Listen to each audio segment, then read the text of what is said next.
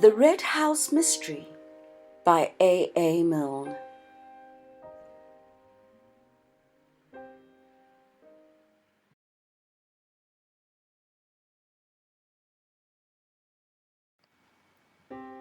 Chapter 9. Possibilities of a Croquet Set. "What's the matter?" said Bill sharply. Anthony looked round at him with raised eyebrows. "You've thought of something suddenly," said Bill. "What is it?" Anthony laughed. "My dear Watson," he said, "you aren't supposed to be as clever as this." "Oh, you can't take me in." "No." "Well, I was wondering about this ghost of yours, Bill. It seems to me—" "Oh, that!" Bill was profoundly disappointed. "What on earth has the ghost got to do with it?" "I don't know," said Anthony apologetically. "I don't know what anything has got to do with it. I was just wondering. You shouldn't have brought me here if you hadn't wanted me to think about the ghost. This is where she appeared, isn't it?" "Yes." Bill was distinctly short about it. "How?" "What?" "I said, how?" "How? How do ghosts appear?" "I don't know. They just appear." "Over 400 or 500 yards of open park?" "Well, she had to appear here, because this is where the original one, Lady Anne, was supposed to walk." "Oh, never mind Lady Anne. A real ghost can do anything. But how did Miss Norris appear suddenly, over 500 yards of bare park?" Bill looked at Anthony with open mouth. I don't know," he stammered. "We never thought of that." "You would have seen her long before, wouldn't you, if she had come the way we came?" "Of course we should. And that would have spoilt it rather. You would have had time to recognize her walk." Bill was interested now. "That's rather funny, Tony. We none of us thought of that." "You're sure she didn't come across the park when none of you were looking?" "Quite. Because, you see, Betty and I were expecting her, and we kept looking round in case we saw her, so that we should all be playing with our backs to her." "You and Miss Calladine were playing together?" "I say, however do you know that?" "Brilliant deductive reasoning. Well then, you suddenly saw her?" "Yes, she walked across that side of the lawn." He indicated the opposite side, nearer to the house. "She shouldn't have been hiding in the ditch. Do you call it the moat, by the way?" "Mark does. We don't among ourselves." "No, she couldn't. Betty and I were here before the others and walked round a bit. We should have seen her." "Then she must have been hiding in the shed, or do you call it the summer house?" "We've had to go there for the bowls, of course. She couldn't have been there." "Oh, it's dashed funny," said Bill, after an interval for thought. "But it doesn't matter, does it? It has nothing to do with Robert." "Hasn't it?" "I say, has it?" said Bill, getting excited again. "I don't know. We don't know what has or what hasn't. But it has got something to do with Miss Norris. And Miss Norris—" He broke off suddenly. "What about her?" "Well, you're all in it in a kind of way. And if something unaccountable happens to one of you a day or two before something unaccountable happens to the whole house, one is, well, interested." It was a good enough reason, but it wasn't the reason he had been on the point of giving. "I see. Well?" Anthony knocked out his pipe and got up slowly. "Well then, let's find the way from the house by which Miss Norris came." Bill jumped up eagerly. "By Jove! Do you mean there's a secret passage?" "A secluded passage, anyway. There must be." "I say, what fun! I love secret passages. Good Lord, and this afternoon I was playing golf just like any ordinary merchant. What a life! Secret passages! They made their way down into the ditch. If an opening was to be found which led to the house, it would probably be on the side of the green and on the outside of the ditch. The most obvious place at which to begin the search was the shed where the bowls were kept. It was a tidy place, as anything in Mark's establishment would be. There were 2 boxes of croquet things, one of them with the lid open, as if the balls and mallets and hoops, neatly enough put away though, had been recently used. A box of bowls, a small lawn mower, a roller, and so forth. A seat ran along the back of it, whereon the bowl players could sit when it rained. Anthony tapped the wall at the back. This is where the passage ought to begin. It doesn't sound very hollow, does it? It needn't begin here at all, need it?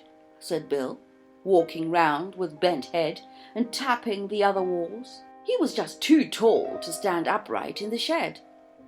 There's only one reason why it should, and that is that it would save us the trouble of looking anywhere else for it. Surely Mark didn't let you play croquet on his bowling green? He pointed to the croquet things. He didn't encourage it at one time, but this year he got rather keen about it. There's really nowhere else to play. Personally, I hate the game. He wasn't very keen on bowls, you know, but he liked calling it the bowling green and surprising his visitors with it. Anthony laughed. I love you on Mark, he said. You're priceless. He began to feel in his pockets for the pipe and tobacco, and then suddenly stopped and stiffened to attention. For a moment he stood listening, with his head on one side, holding up a finger to bid Bill to listen too. What is it?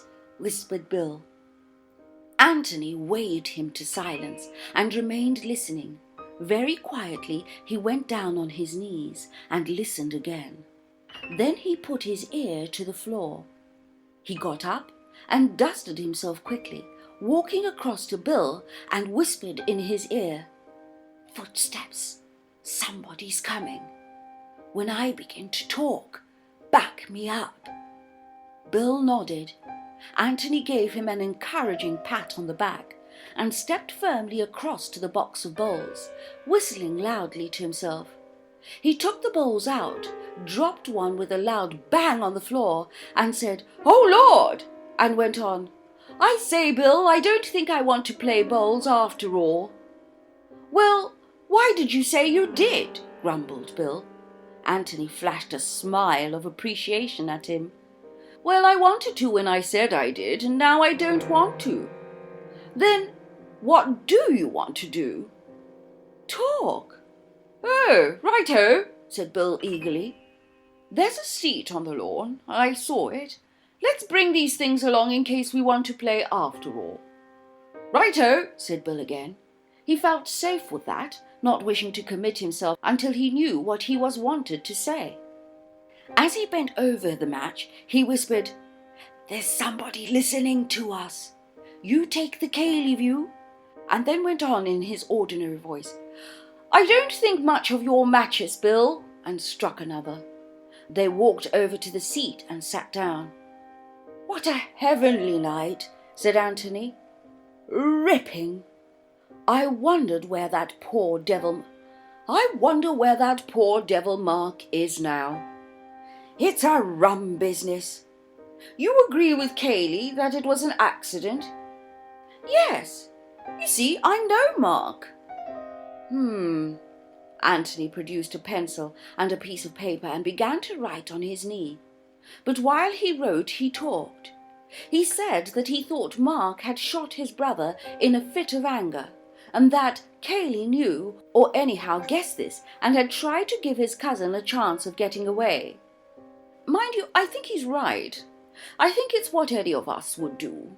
I shan't give it away, of course, but somehow there are one or two little things which make me think that Mark rarely did shoot his brother.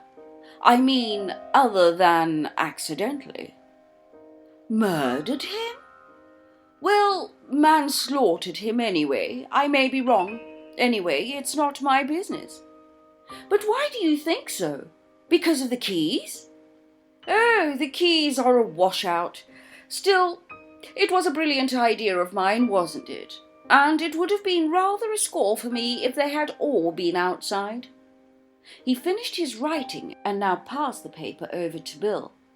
In the clear moonlight, the carefully printed letters could easily be read.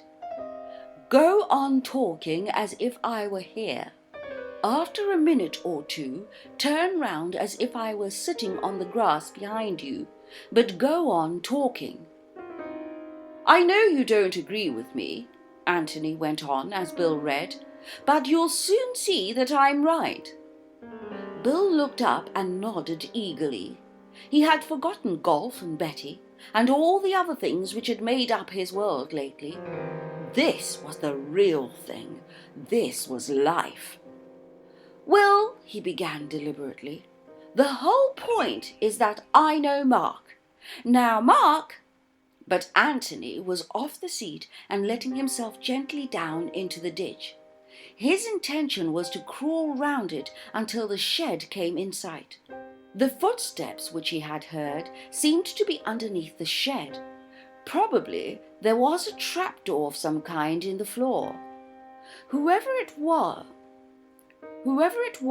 would have heard their voices and would probably think it worthwhile to listen to what they were saying. He might do this merely by opening the door a little without showing himself, in which case Anthony would have found the entrance to the passage without any trouble to himself. But when Bill turned his head and talked over the back of the seat, it was probable that the listener would find it necessary to put his head outside in order to hear, and then Anthony would be able to discover who it was.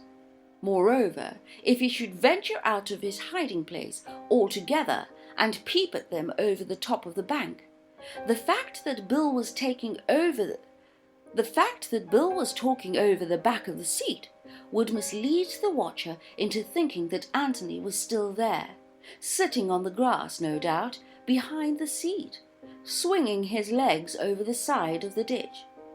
He walked quickly but very silently across half the length of the bowling green to the first corner, passed cautiously round, and then went even more carefully along the width of it to the second corner. He could hear Bill hard at it, arguing from his knowledge of Mark's character that this, that, and the other must have happened, and he smiled appreciatively to himself. Bill was a great conspirator, worth 100 Watsons. As he approached the second corner, he slowed down and did the last few yards on hands and knees. Then, lying at full length, inch by inch, his head went round the corner. The shed was 2 or 3 yards to his left, on the opposite side of the ditch. From where he lay, he could see almost entirely inside it. Everything seemed to be as they left it. The bowls box, the lawn-mower, the roller, the open croquet box, the... "By Jove," said Anthony to himself, "that's neat." The lid of the other croquet box was open too. Bill was turning round now, his voice becoming more difficult to hear. "You see what I mean," he was saying, "if Cayley..." And out of the second croquet box came Cayley's black head. Anthony wanted to shout his applause. It was neat, devilish neat. For a moment he gazed, fascinated, at the wonderful new kind of croquet ball which had appeared so dramatically out of the box, and then reluctantly wriggled himself back. There was nothing to be gained by staying there, and a good deal to be lost, for Bill showed signs of running down. As quickly as he could, Anthony hurried round the ditch and took up his place at the back of the seat.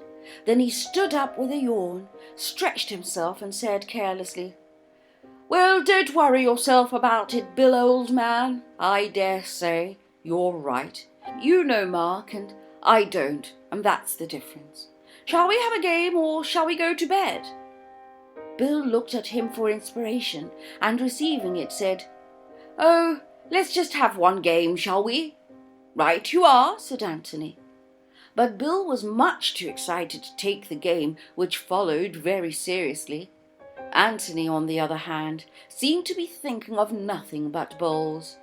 He played with great deliberation for 10 minutes and then announced that he was going to bed. Bill looked at him anxiously. It's all right, laughed Anthony.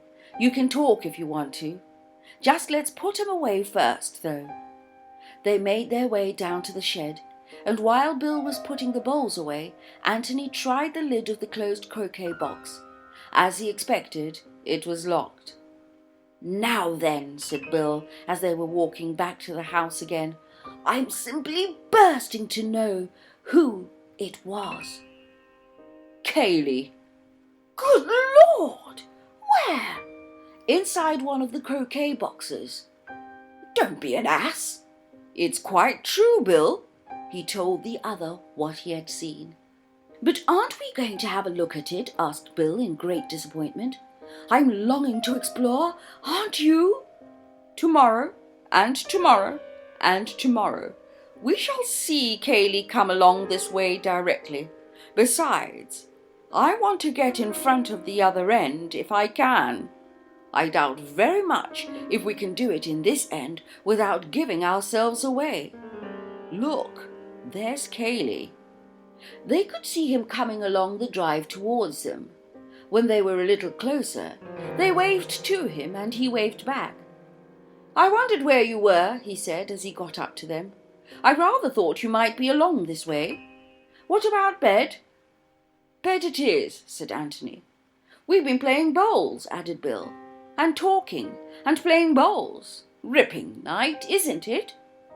But he left the rest of the conversation as they wandered back to the house to Anthony. He wanted to think. There seemed to be no doubt now that Kaylee was a villain. Bill had never been familiar with a villain before. It didn't seem quite fair of Kaylee, somehow. He was taking rather a mean advantage of his friends. Lots of funny people there were in the world. Funny people with secrets. Look at Tony. That first time he had met him at a tobacconist's shop. Anybody would have thought he was a tobacconist's assistant. And Kaylee. Anybody would have thought that Kaylee was an ordinary, decent sort of person. And Mark. Dash it. One could never be sure of anybody. Now Robert was different. Everybody had always said that Robert was a shady fellow. But what on earth had Miss Norris got to do with it? What had Miss Norris got to do with it? This was a question that Anthony had already asked himself that afternoon, and it seemed to him now that he had found the answer. As he lay in bed that night, he reassembled the ideas and looked at them in the new light which the events of the evening threw upon the dark corners in his brain. Of course, it was natural that Kaylee should want to get rid of his guests as soon as the tragedy was discovered. He would want this for their own sake as well as for his.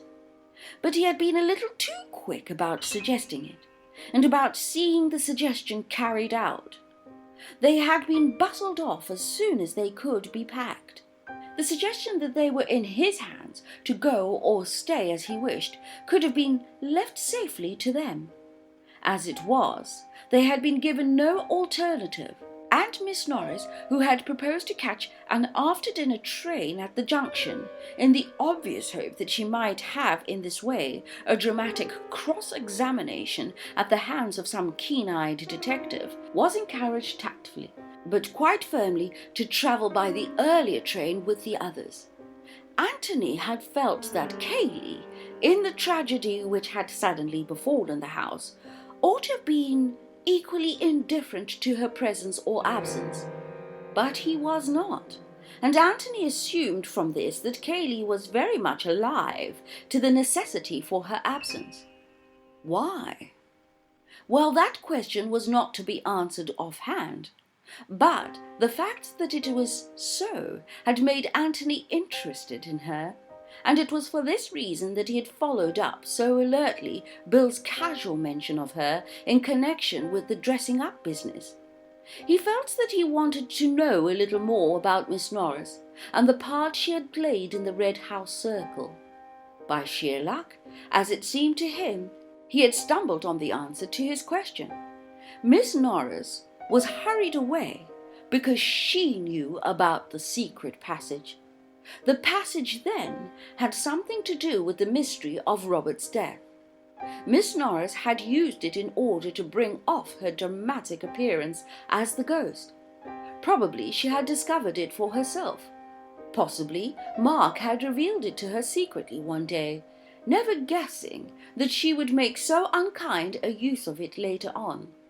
Possibly Kaylee, having been let into the joke of the dressing up, had shown her how she could make her appearance on the bowling green even more mysterious and supernatural.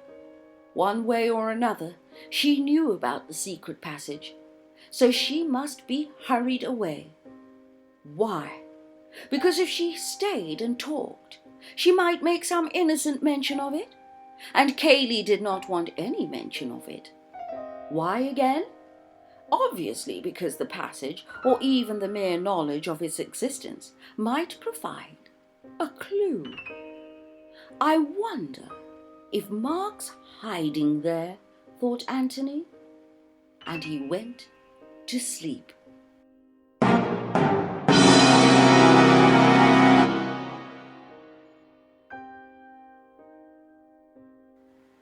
So, what did you think? Any comments? Any ideas? Put them in the comment section below. Let's discuss.